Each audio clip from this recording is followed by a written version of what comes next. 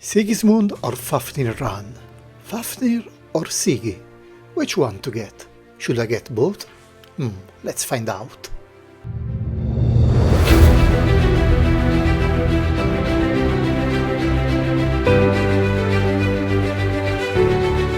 Let's begin from Sigismund, for no apparent reason.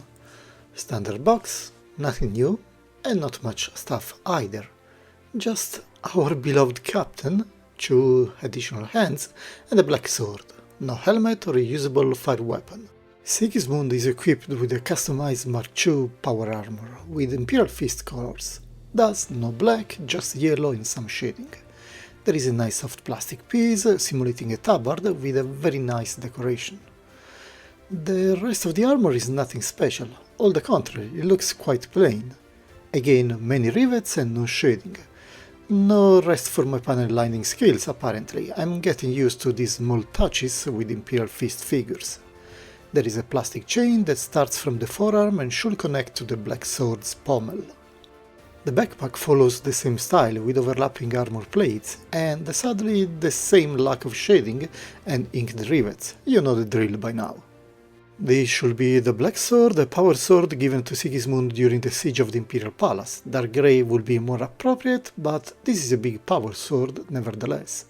We saw the wrist attached plastic chain earlier, and that will be connected to the bottom of the pommel here. Quite easy, and it sticks without any issues, and given the length and flexibility, there should be no problem when posing. Hopefully it won't destroy itself to dust with the years. Actually there is a fire weapon, but holstered on the back, so he can't wield it, and with quite a strange muzzle position, 40k technology I guess. Our grumpy Sigismund is a serious guy, painting is nothing exceptional but quite clean and without apparent mistakes, and with well screened eyes. Standard Space Marines armors have quite good articulations when rotating arms. Pauldrons are still an issue at this moment for lateral raises. JOYTOY's improvements for terminators have no space in these figures apparently. The legs have a soft plastic piece to provide armor cover for the knees. It will reduce the angle they can bend, but they will also help hiding the ugly joints. Not much of an issue for me, since I am probably going to pose Sigismund in some ready to strike poses. He's a duelist, so let's make him ready to strike. Finally fully ready for fight, Sigismund is ready to challenge any opponent. It is on hero scale, so it is a bit taller than standard Space Marines, and another example of how JOYTOY is able to engineer action figures from the actual miniatures. After the Horus Heresy, he will become the first chapter master of the Black Templars, and I would have loved to see him in black colors. I think that the paint job is average. The figures like Sigismund will have deserved some improved shading and inking to make him stand some more across the multitude of normal Space Marines, if you can use this adjective for transhuman super warriors. Yet, the pauldron decorations are pretty good, the tabard is cool, and there is a nice head sculpt. But he is only armed with a black sword, so there is not much else that you can do but duel. Of course, you can always recycle one of the many spare weapons from other figures, but still, given the price you pay, you could expect more in what you get. So I'm happy to finally have the first Emperor's Champion in my ranks, but the armor painting is a bit of a letdown. It is a very specialized unit for your shelf, I guess. As for the tactical marines, I use the same trick of inking the rivets. I think that they are a must for Imperial Fists' general yellow color. Nothing fancy, maybe I should try with some gunmetal grey next time. Despite this, I can't wait to make him face Abaddon in some epic diorama. That is, what I'm able to do with my limited skills. Until then, he will be struggling to pop up across the army of Imperial Fists. Moving to the other long-awaited figure, and he's another badass hero of the Imperial Fists, Fafnir Rann. And it seems that he is the Sigismund's rich cousin. Not one, but 2 huge axes, and a big shield full of equipment, but like Sigismund, no helmet and no real fire weapon. He is another melee guy, but on the slaughterer kind, I will say. While Sigismund will be using finesse, our Fafnir will just reduce enemies into hamburgers.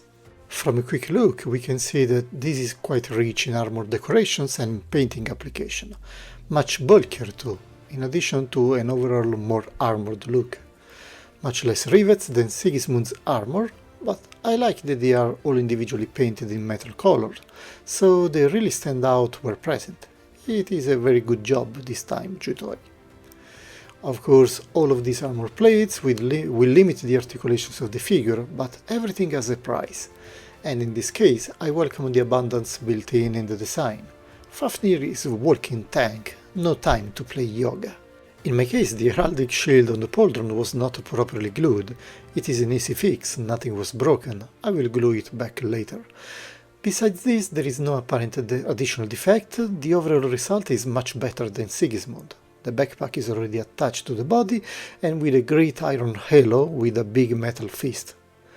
Fafnir by himself has a nicely bearded head sculpt, even if some of the additional highlights would have been more than welcome. Yet it is a minor detail in the overall badassery of the design.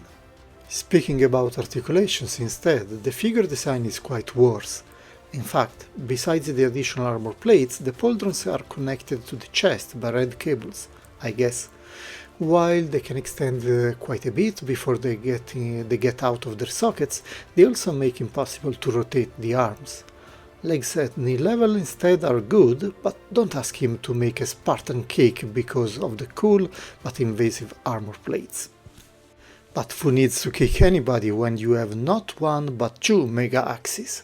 Really guys, these weapons are ridiculously oversized, even for 40k standards.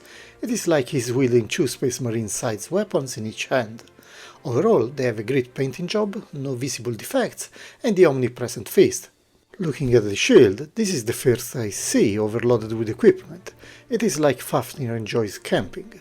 He has even attached his helmet there, and why not an additional sword, and you can even extract it. I guess that you can detach the entire harness and then make the shield more usable for defense, but I think that I will keep it in this way, attached to the back.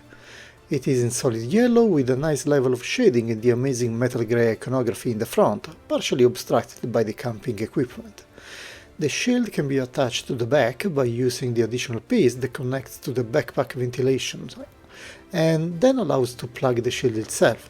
It is a strange arrangement, but the result is quite solid. The shield stays there and does not fall off, even if you must struggle a bit to make the entire assembly work. If instead you want to make Fafnir wield the shield, then there is a problem with a weak wrist joint that is not able to properly sustain the weight. I doubt that even by removing the attached stuff, it will improve things. This weak wrist joint is a problem that is quite common with JOYTOY figures. My Deathwing Knights have a similar issue, but here is particularly evident. Well, not a big deal, since I was already planning to put the shield on the backpack and pose Fafnir in dual wield pose with his mega axis. The shield stays locked in position without any problems, and the overall look is quite nice. Even if the figure is now quite back heavy, we will have to play with the axis trying to compensate for this. But at least he has some big feet, so we have a solid platform for making our efforts less painful. Everything that was saved for Sigismund has been used for Fafnir.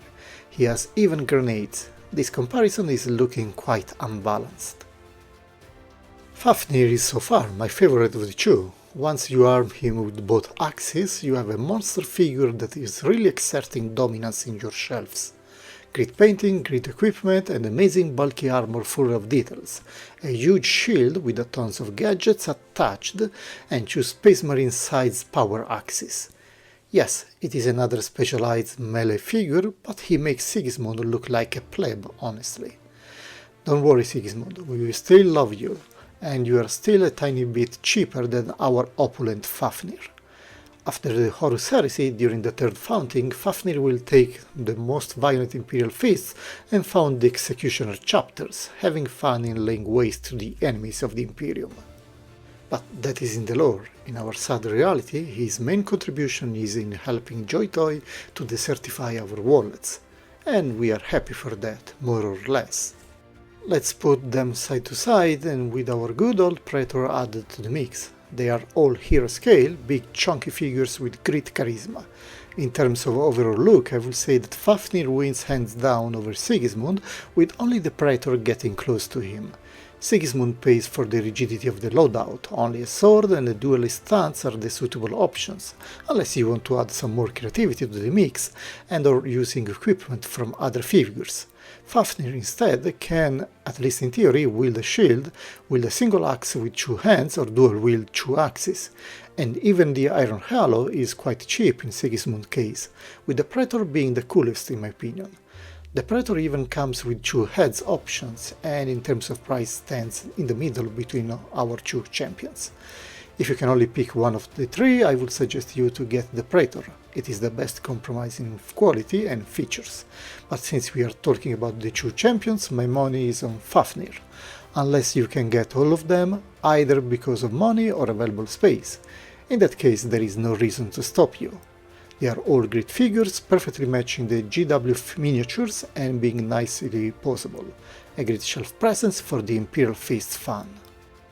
Having said that, I wish you a nice rest of the day trying to put some order in your crowded shelves. And don't forget to drop a like and subscribe to the channel if new.